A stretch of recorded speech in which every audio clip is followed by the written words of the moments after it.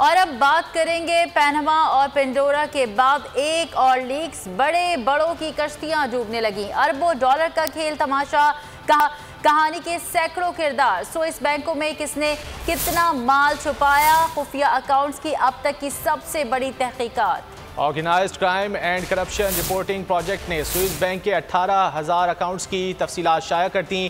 آج شام تک بڑے کردار بے نقاب ہونے کا امکان ہے۔ پیناما اور پینڈورا کے بعد ایک اور لیکس، بڑوں کی کشتیاں ڈوبنے لگیں۔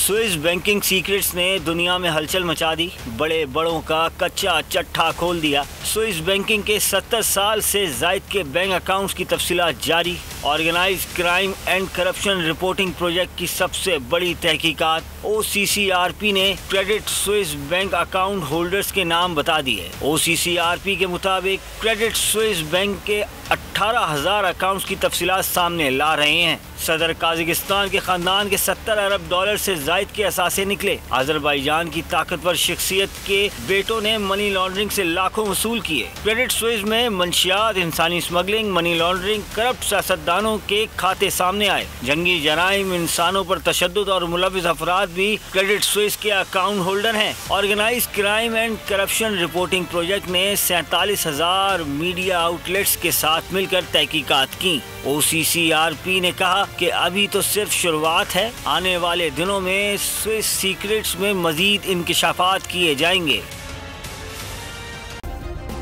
سبسکرائب کریں اور بیل دبائیں تاکہ کوئی خبر رہ نہ جائے۔